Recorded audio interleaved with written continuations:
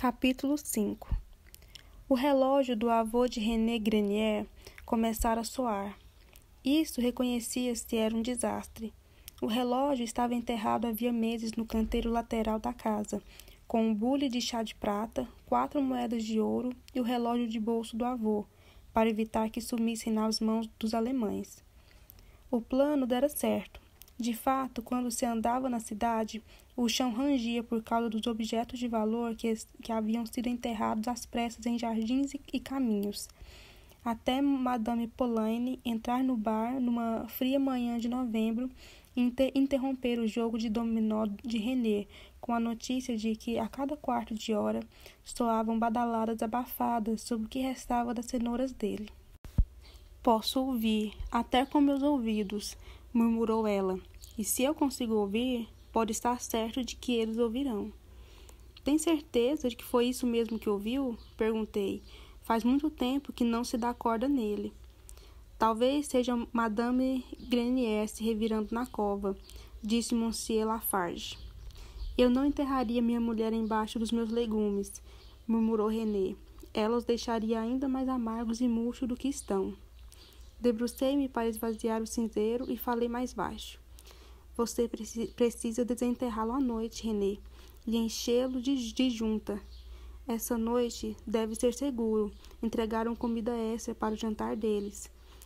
Com quase todos eles aqui, haverá menos homens de plantão." Fazia um mês que os alemães haviam começado a comer no Le Coq Rouge, e uma trégua precária se instalara em seu território compartilhado. Das 10 da manhã até as 5 da tarde, o bar era francês, frequentado pela usual mistura de idosos e solitários. Eu e Helene lavávamos tudo, depois cozinhávamos para os alemães, que chegavam pouco antes das 7, esperando ter comida na mesa assim que colocassem os pés lá dentro. Havia vantagens. No caso de haver sobras, várias vezes por semana, nós as dividíamos, embora agora tendessem a haver um ou outro resto de carne e legumes em vez de um banquete de frango. Com o clima mais frio, os alemães sentiam mais fome, e Helene e eu não éramos corajosas o bastante para guardar um pouco para nós. Mesmo assim, até aqueles bocados ocasionais de comida faziam diferença. Jean adoecia menos agora. Nossa pele começava a clarear, e algumas vezes conseguíamos levar furtivamente para a casa do prefeito um vidro pequeno de caldo, feito com os ossos para a enfermiça Louisa. Havia outras vantagens. Na hora em que os alemães se retiravam à noite, eu e Helene corríamos para apagar o fogo da lareira e botar as achas que ainda prestavam para secar no porão.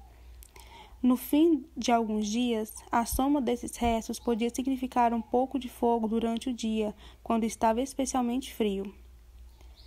Sempre que acendíamos esse fogo, o bar ficava repleto, ainda que poucos dos nossos clientes comprassem algo para beber. Havia mais, como era de se prever, um lado negativo.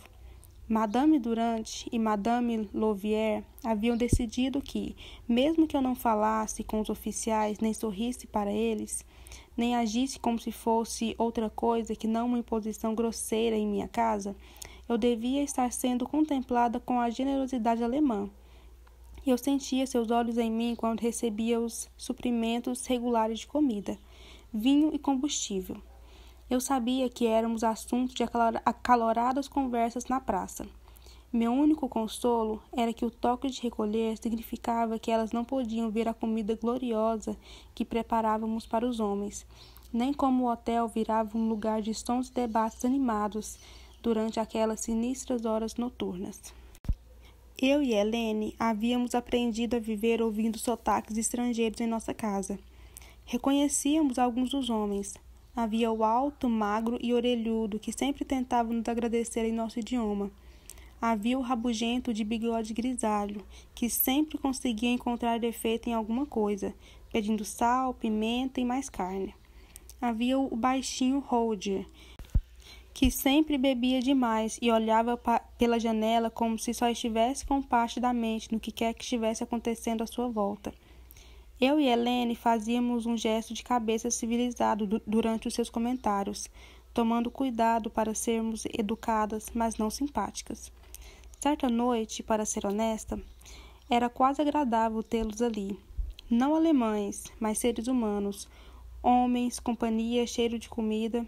E estávamos privados de contato masculino de vida havia muito tempo, mas em outras noites podia-se ver pela fisionomia tensa e severa que algo dera errado. Não havia conversa, e o diálogo consistia em rajadas de sussurros. Eles nos olhavam de soslaio, então parecendo lembrar-se de que éramos o inimigo, como se pudéssemos entender alguma coisa do que diziam. A Aurélia estava aprendendo. Ele adquirira o hábito de se deitar no chão do quarto 3, com o rosto colado na fresta entre as tábuas do assoalho, torcendo para um dia poder ver um mapa ou alguma instrução que nos desse uma vantagem militar. Adquirira um domínio espantoso do alemão. Depois que eles se retiravam, arremedava o sotaque dos homens ou dizia coisas que nos fazia rir. De vez em quando, até entendia trechos de conversas, que o oficial estava em Der Krankenhaus, hospital.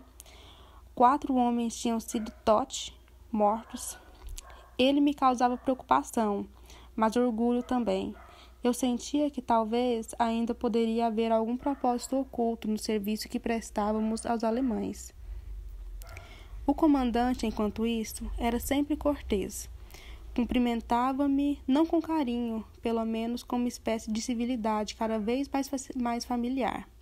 Elogiava a comida, sem tentar bajular, e controlava com firmeza seus homens, que eram proibidos de se exceder na bebida ou de se comportar de maneira expansiva. Várias vezes ele me procurou para falar de arte. Eu não me sentia muito à vontade com a conversa pessoal, mas lembrar do meu marido me dava alguma satisfação.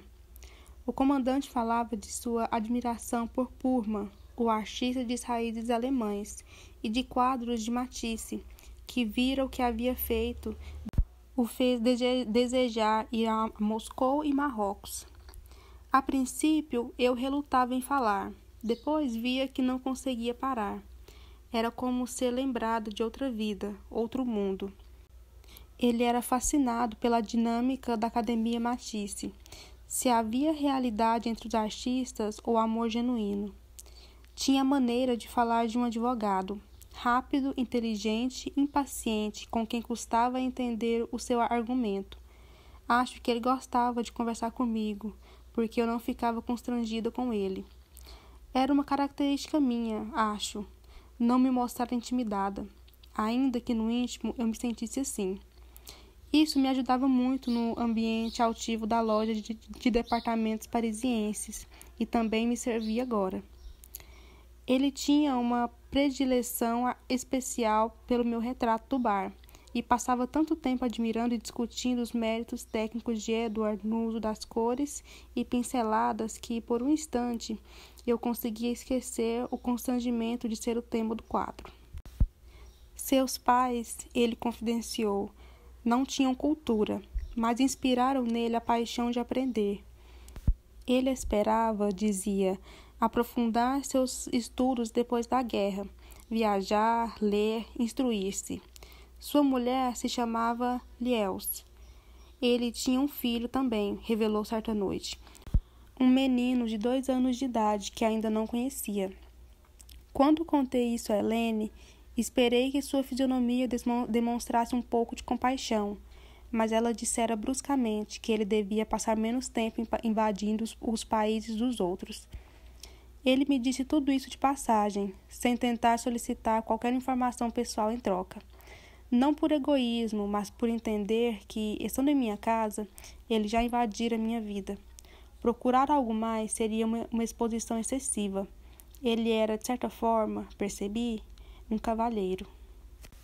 Naquele primeiro mês, fui tendo cada vez mais dificuldade de classificá-lo como um Anibal, um Boche, como faria com os outros.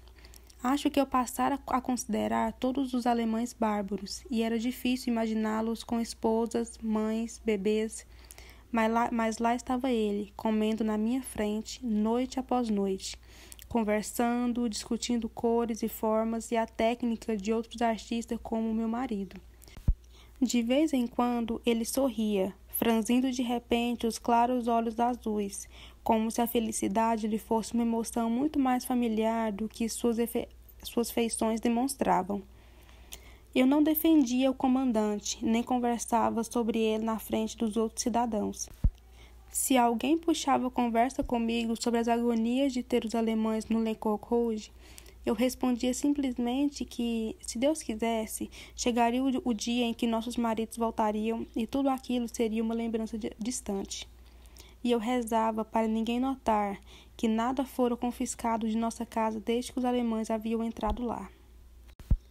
Pouco antes do meio-dia, deixei o interior abafado do bar e saí com o pretexto de bater um tapete. Havia uma leve camada de geada cristalina e brilhante no lugar em que ainda havia sombra. Fui tiratinando pela rua com o tapete até o jardim de René, e lá ouvi o som abafado de um relógio, indicando 1/4 para o meio-dia. Quando voltei, um bando de idosos mal arranjados vinham saindo do bar. Vamos cantar, anunciou Madame Pauline. O quê? Vamos cantar. Isso vai abafar o som do relógio até hoje à noite. Depois vamos dizer que isso é um costume francês. Canções da Argent. Qualquer coisa que conseguimos lembrar. O que eles sabem? Vão cantar o dia inteiro? Não, a cada hora. Só se houver alemães por perto. Olhei para ela incrédula. Se eles desenterrarem o relógio de René, Sophie, vão escavar essa cidade inteira. Não vou perder as pérolas da minha mãe para uma Hausfrau alemã. Sua boca contraiu num moe de repugnância.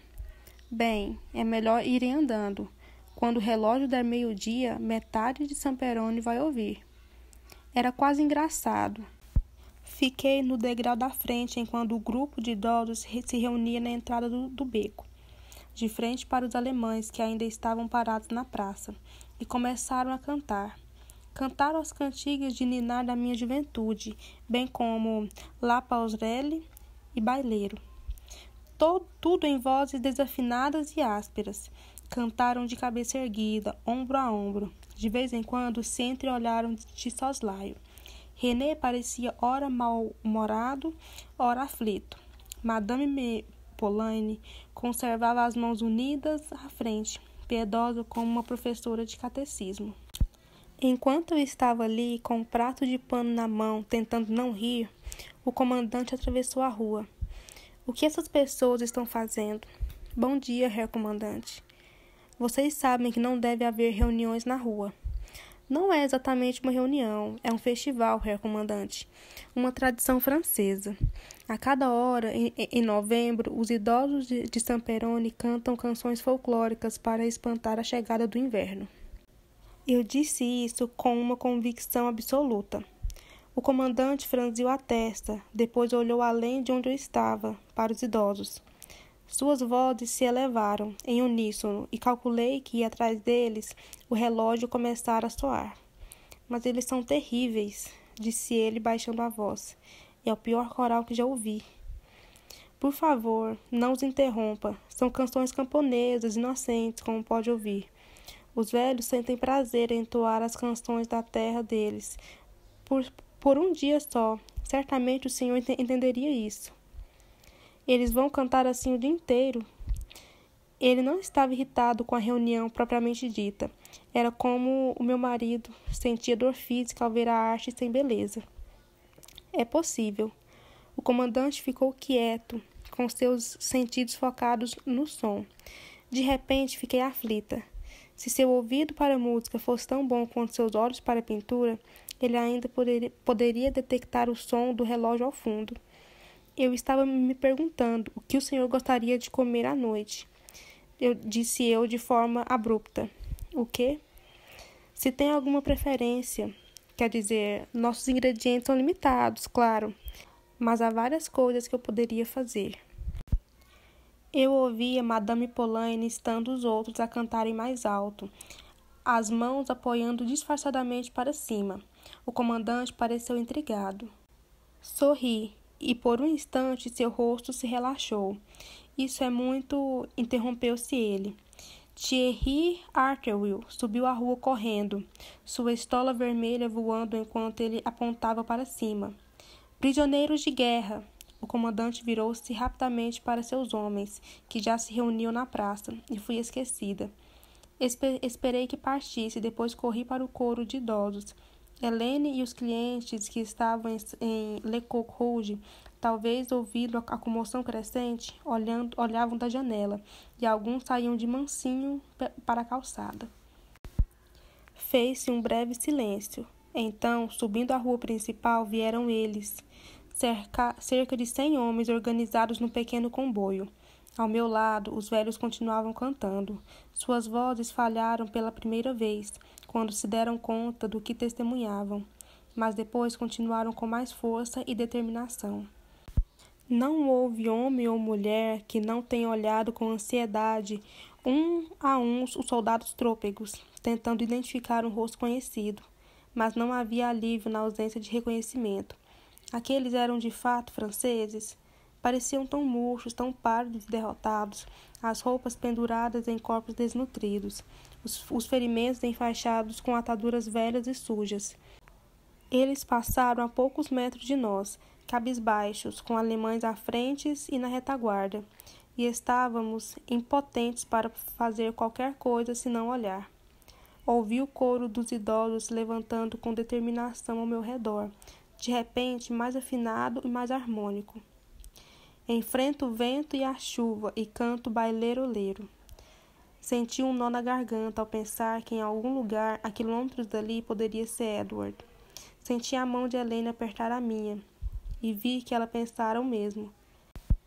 Aqui a relva é toda mais verde. Cante baileroleiro, virei buscar você. Examinando o rosto dele sem piscar, Madame Louvier apareceu ao nosso lado. Rápida como um camundongo, abriu passagem pelo pequeno grupo e colocou o pão preto que tínhamos acabado de pegar na boulangerie na mão de um homem esquelético, o chale de lã voando e enrolando em seu rosto. O homem ergueu os olhos sem saber direito o que lhe chegara às mãos.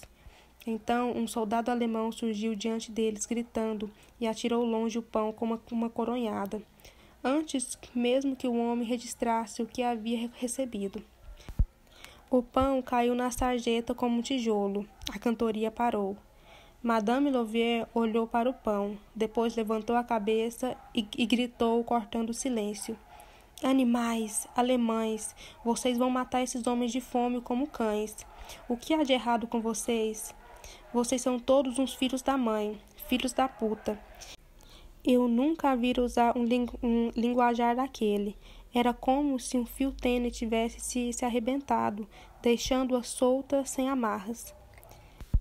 Querem bater em alguém? Batam em mim. Andem, bandidos, filhos da mãe, batam em mim. Sua voz cortava o silêncio do dia frio. Senti a mão de Helene apertar meu braço. Eu desejava com todas as forças que a velha se calasse, mas ela continuava gritando com o dedo na cara do jovem soldado. Fiquei com medo por ela. O alemão olhou-a com uma expressão de fúria incontida.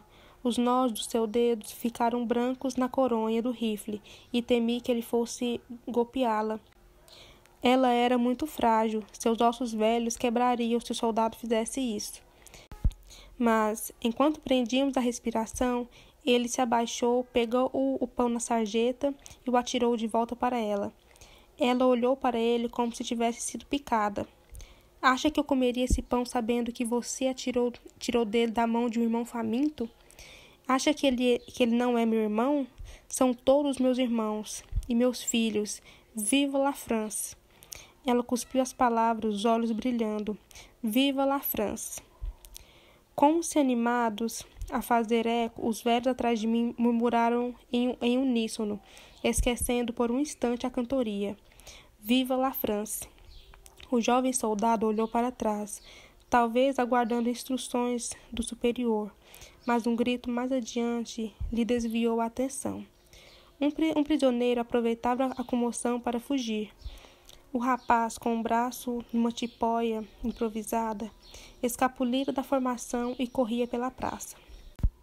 O comandante, posicionado com os dois de seus oficiais ao lado da estátua quebrada do prefeito Leclerc, foi o primeiro a vê-lo. Alto! Gritou. O rapaz correu mais, com os sapatos grandes demais para os pés. Alto! O prisioneiro largou a mochila e por um instante pareceu ganhar velocidade. Tropeçou ao perder o segundo sapato, mas de alguma forma se reequilibrou. Estava quase dobrando a esquina. O comandante sacou uma pistola da jaqueta. Antes que eu registrasse o que ele fazia, ele ergueu o braço, apontou e atirou. O rapaz caiu no chão com um baque surdo. O mundo parou. Os pássaros se calaram. Ficamos olhando para o corpo imóvel no chão, e Helene deixou escapar um gemido grave. Ela fez menção de acudi-lo, mas o comandante ordenou que ninguém se aproximasse.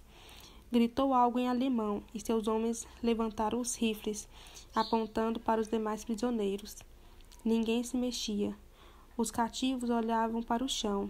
Não pareciam surpresos com o rumo dos acontecimentos. Helene tapava a boca com as mãos e tremia, murmurando algo que eu não conseguia ouvir. Passei o braço em volta de sua cintura.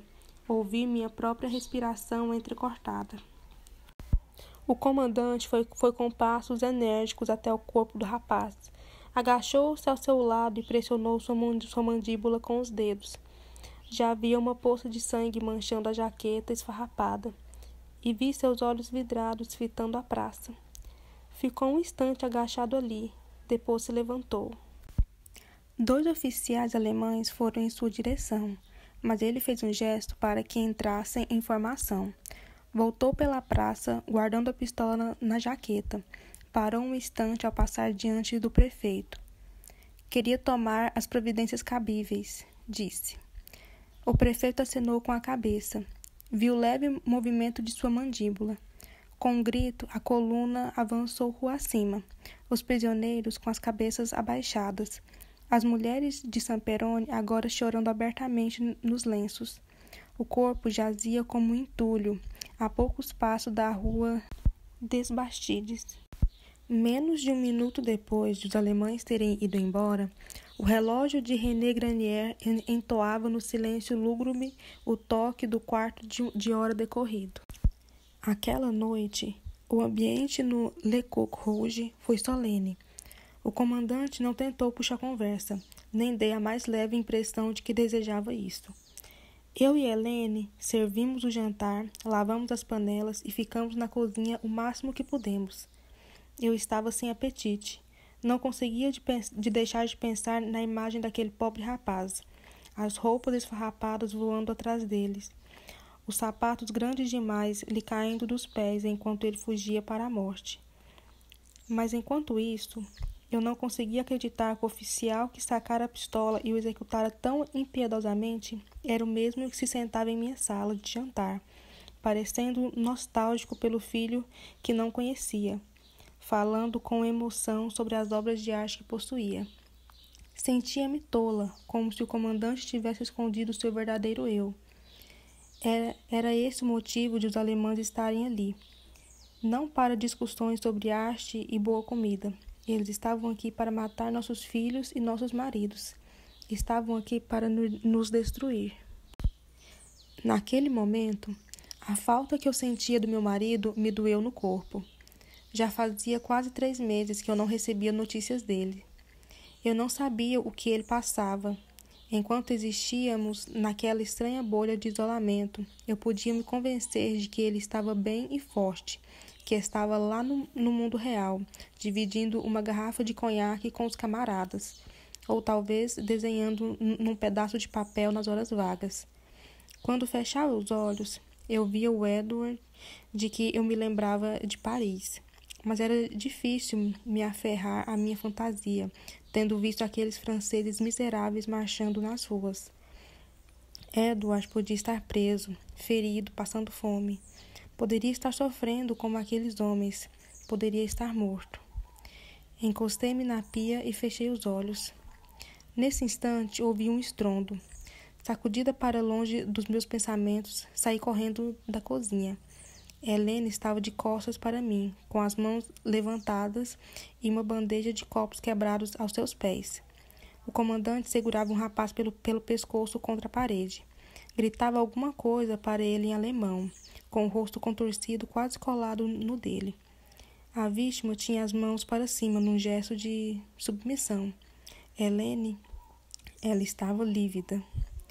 Ele segurou em mim quando passei, mas Herr Comandante ficou louco. Os outros homens agora o cercavam, suplicando ao comandante, tentando afastá-lo do rapaz. As cadeiras estavam reviradas, e eles gritavam uns com os outros, na tentativa de se fazerem ouvir. O restaurante ficou em polvorosa. Por fim, o comandante pareceu ouvi-los e soltou o rapaz. Achei que os olhos dele cruzaram com os meus, rapidamente, mas então ele deu um passo para trás com o punho cerrado e desferiu um forte murro na cabeça do rapaz, que bateu com o rosto na parede e gritou algo em alemão. A cozinha. Empurrei minha irmã para a porta, sem parar sequer para apanhar os cacos de vidro.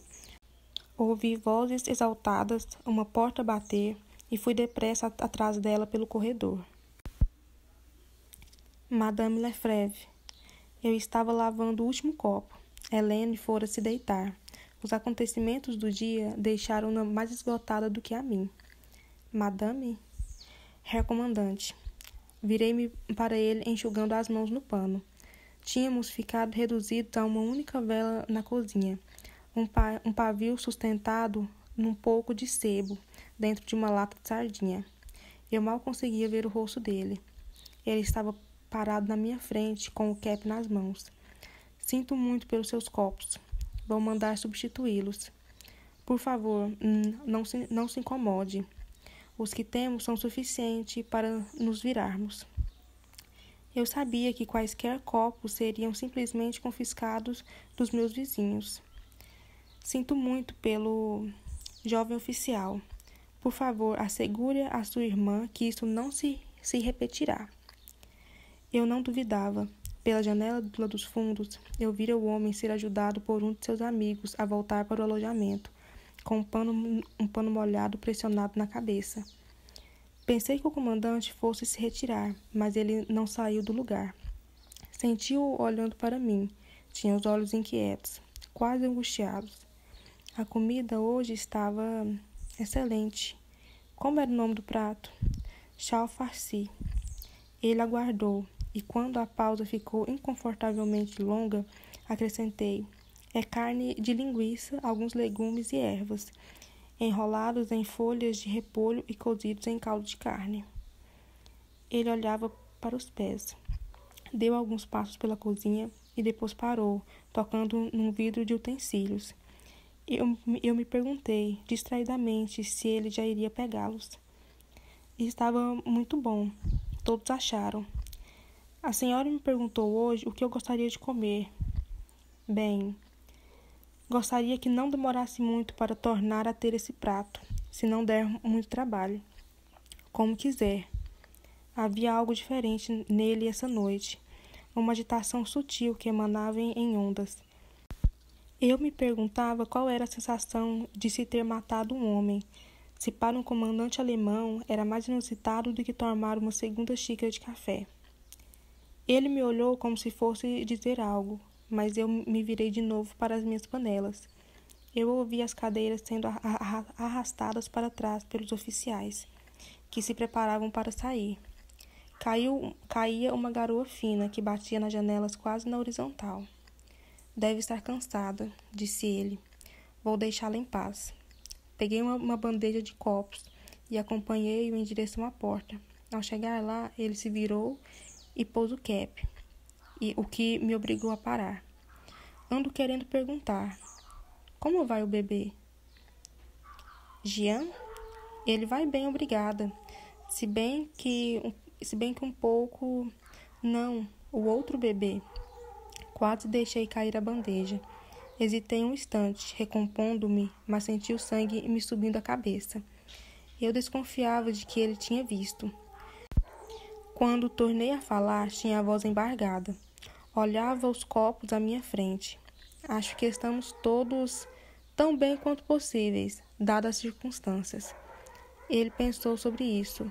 Proteja-o bem, disse baixinho. É melhor ele não sair com muita frequência no sereno da noite. Ele me olhou mais um instante, depois deu meia volta e se retirou.